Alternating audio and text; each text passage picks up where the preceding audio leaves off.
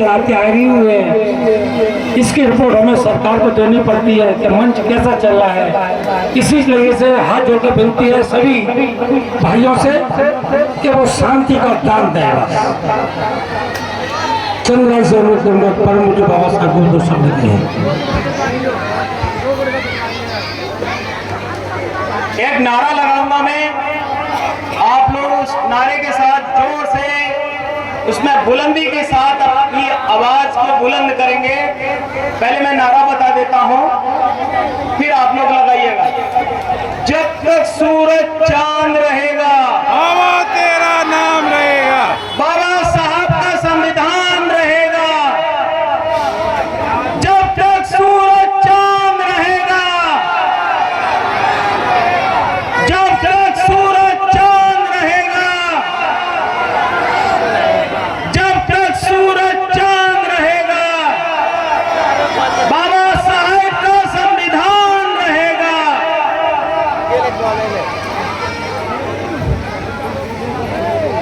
आप इस मंच पर एक पोस्टर देख रहे हैं जिसका नाम है भीम महोत्सव 2023। उसके बगल में दो पोस्टर और लगे हैं बाईं और दाईं तरफ, जिसमें लिखा है भारत का संविधान, जो सुनहरी और काले कलर में बना हुआ है। ऐसा ही संविधान भारत की संसद में आप जाकर के कभी मौका मिले तो देखिएगा, उसका मुख्य पृष्ठ इसी कलर में ऐसा ही लिखा हुआ है।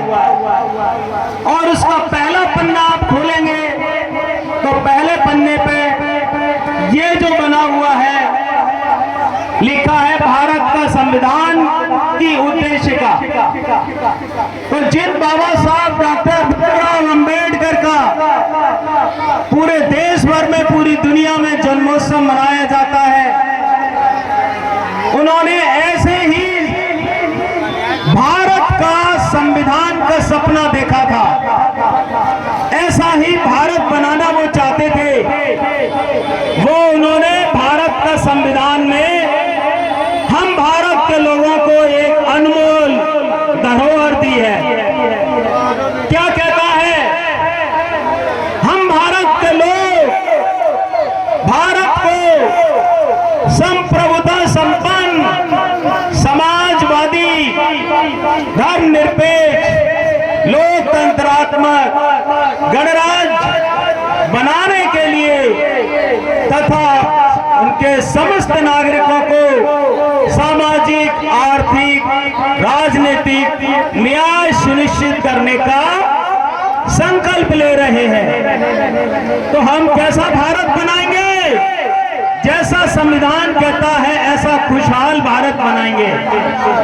और इस भारत में सभी का मान सम्मान बराबर होगा, सभी को अपना हुनर दिखाने का समान अवसर मिलेगा, सभी को समाज में बराबरी का दर्जा मिलेगा। तो हमारे बाबा साहब डॉक्टर भीमराव अंबेडकर ने इस भारत का संविधान से हम भारत के लोगों को एक बहुत बड़ी ताकत दी है, बहुत बड़ी शक्ति दी है। वो क्या दी है? संविधान कहता है कि भारत के सभी बच्चे,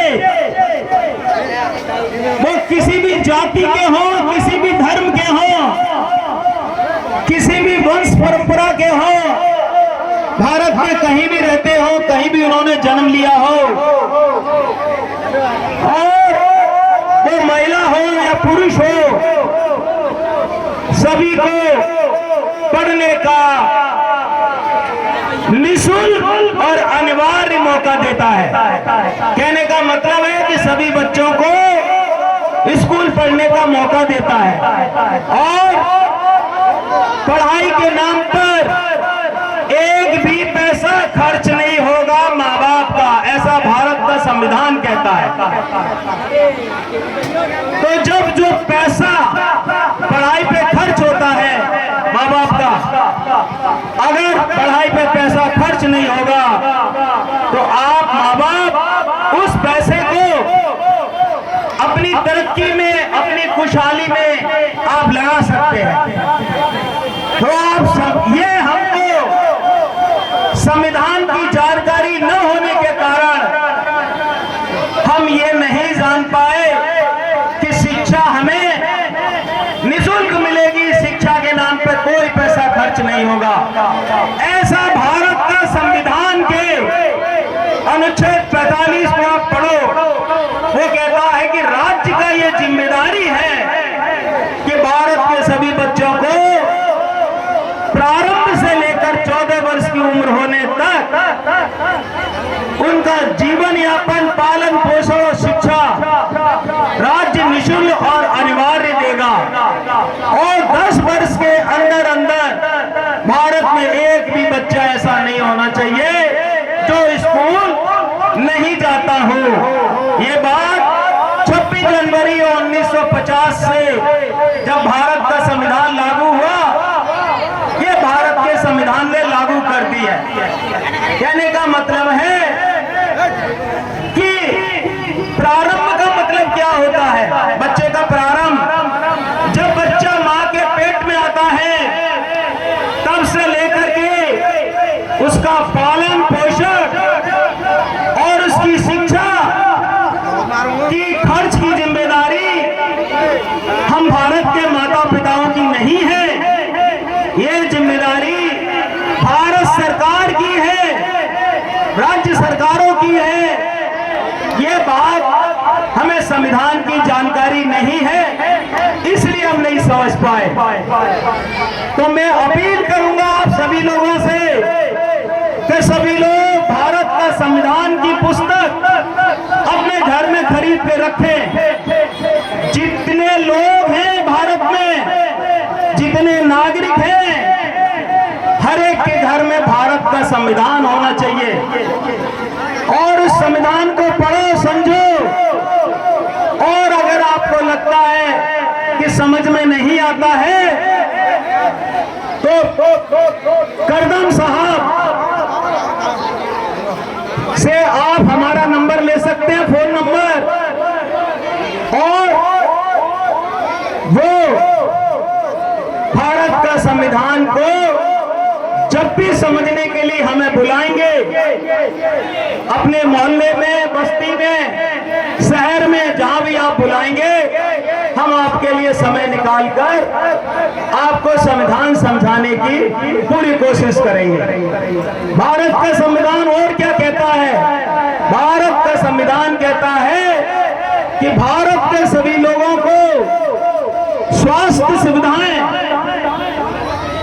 भारत का संविधान कहता है कि यह सरकारों की जिम्मेदारी है कि सरकारें भारत के एक भी व्यक्ति को इलाज के अभाव में मरने नहीं देगी, एक भी व्यक्ति को अशिक्षित नहीं रहने देगी, एक भी व्यक्ति को बिना काम के में काम ना हो, ऐसा नहीं होगा। ये भारत के संविधान का जो राज्य का कर्तव्य है उसमें लिखा हुआ है।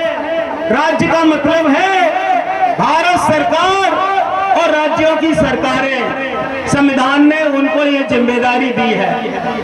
और जिन लोगों को मालूम है वो आज भी इस सुविधा को ले रहे हैं। तो मैं चाहूंगा कि आप सभी लोग जाने और समझें।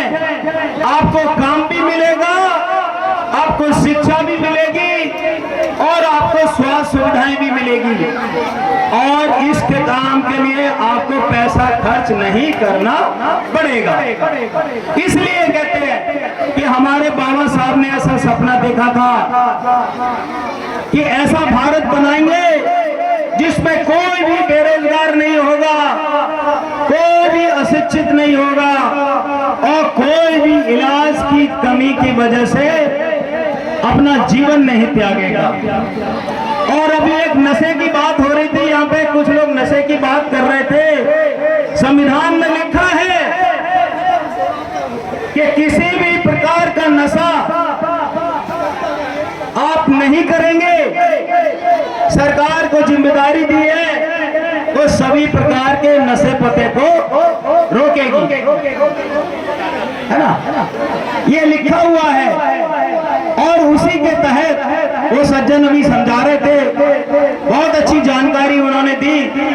क्योंकि जब हम नशा करते हैं हमारी समाज में वैल्यू घटती है, हमारा मान सम्मान घटता है और हमारा शरीर भी कमजोर होता है।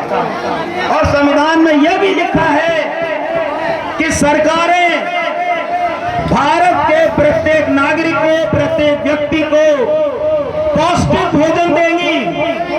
पौष्टिक भोजन का मतलब क्या होता है? जिससे हमारा शरीर स्वस्थ रहेगा, हम कमजोर नहीं होंगे।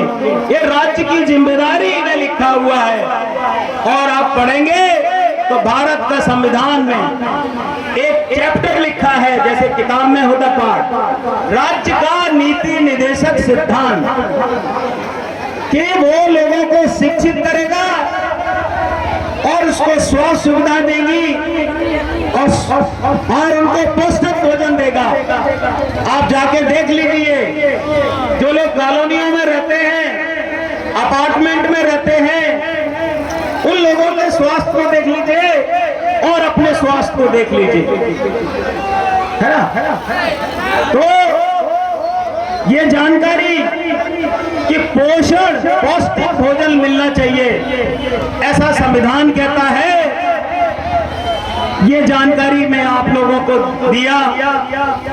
और आपको और कुछ भी जानकारी लेनी होगी तो आप हमें, करदम साहब, जय भीम करदम साहब, मैं उनका नाम अगर ठीक से ले रहा हूं तो जय भीम करदम साहब से आप मेरा फोन नंबर ले सकते हैं। आप जब भी मुझे बुलाएंगे, आप लोगों के लिए समय निकाल के मैं आऊंगा और संविधान की बारीकी आप लोगों को समझाऊंगा। भारत का संविधान हम पर लोगों का जीवन है। जैसे कहते हैं ना, सांसें चलती हैं तो संविधान से चलती है। ये जो मैं भाषण दे रहा हूँ वो संविधान में लिखा है, इसलिए मैं दे रहा हूँ। ये जो मंच सजा है, ये जो कार्यक्रम हो रहा है, ये संविधान में लिखा है, इसलिए हो रहा है। हम भाषण दे रहे हैं, प्रचार कर रहे हैं, ये सारी बातें संविधान में लिखी है। और ये मौलिक अधिकार है, आप सबका मौलिक अधिकार है। इसी बात के साथ मैं अपनी बात को खत्म करूंगा। आप लोगों ने धैर्यपूर्वक सुना। कोई बात अगर आपको ऐसी लगी हो जो आपको बहुत प्रसन्न करती हो, बहुत अच्छी लगती हो, उसको मैं कह पाया, इसके लिए मैं धन्यवाद आप सभी लोगों को। जय भीम, जय भारत, जय संविधान, नमो बुद्धाय, जय बहुजन।